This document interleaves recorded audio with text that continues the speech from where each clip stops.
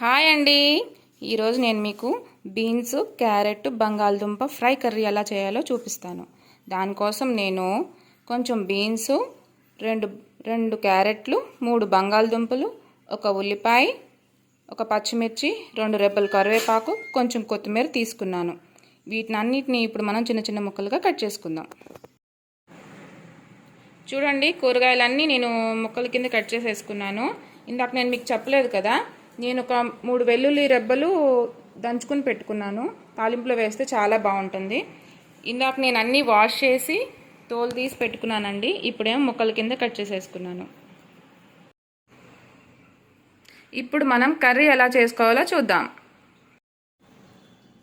First మనం stove మీద బాండి పెట్టుకుని స్టవ్ ఆన్ చేసుకుందాం.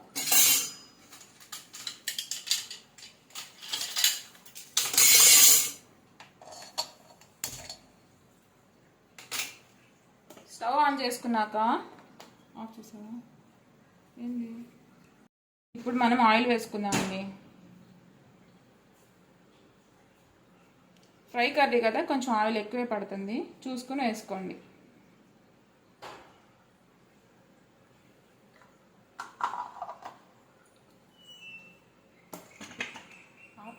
మళ్ళీ వేసేటప్పుడు ఆయిల్ హీట్ అయిందండి. ఇప్పుడు మనం దీంట్లో కొంచెం జీలకర్ర, తాలింపు దినుసులు వేసుకుందాం.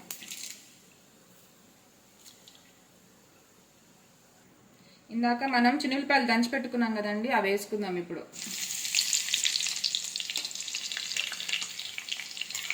ఇవి కొంచెం ఫ్రై అయిన తర్వాత దీంట్లో మనం ఉల్లిపాయలు వేసుకుందాం.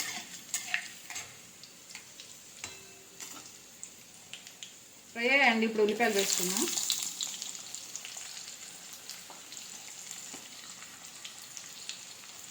దీంతో పాటు పచ్చిమిర్చి కూడా వేసేసుకుందాం.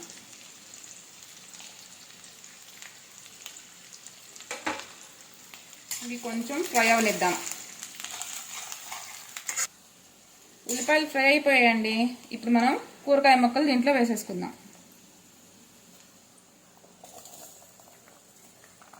అన్నీ ఒకేసారి వేసేస్తున్నానండి, అన్నీ ఈవెన్గా ఫ్రై అవుతాయి.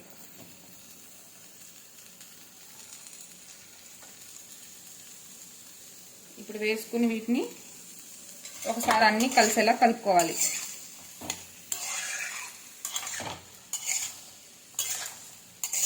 ఇలా కలుపుకున్న తర్వాత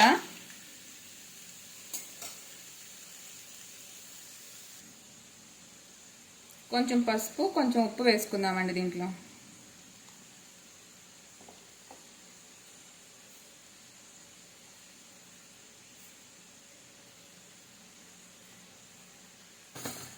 వేసుకున్నాక వీటన్నిటిని కలిసేలా ఒకసారి కలుపుకుందాం.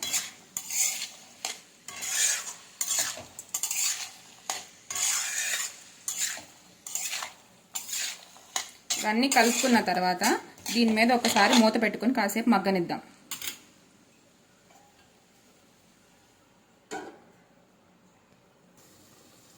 ఇందాక మూత పెట్టుకోండి. ఇప్పుడు ముక్కలు ఎలా ఉన్నాయో చూద్దాం. ముక్కలు కొంచెం మగ్గాయండి. ఇందాక మీకు డౌట్ రావచ్చు, మూత పెట్టుకుని మగ్గనిద్దామన్నారు, ఎంతసేపు మగ్గనివ్వాలి అని. 2-3 నిమిషాలు మగ్గనివ్వండి. ఇప్పుడు ఇలాగే మధ్య మధ్యలో కదుపుకుంటూ ఈ ముక్కలన్నిటిని బాగా ఫ్రై చేసుకుందాం. చూడండి, మన కర్రీ చక్కగా వేగిపోయింది. ఇప్పుడు దీంట్లో మనం కొంచెం కరివేపాకు వేసుకుందాం.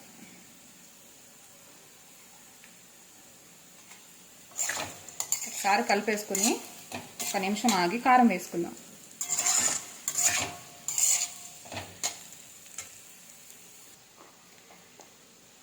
ఇప్పుడు మనం కొంచెం కారం వేసుకుందాం అండి దీంట్లో.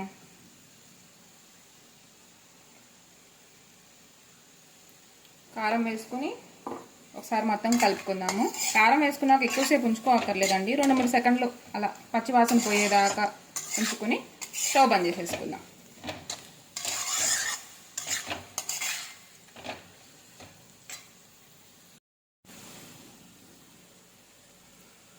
ఎంతేనండి, అయిపోయిందండి. ఇప్పుడు మనం ఎమ్మి క్యారెట్, బంగాళదుంప, బీన్స్ కర్రీ రెడీ అయిపోయింది.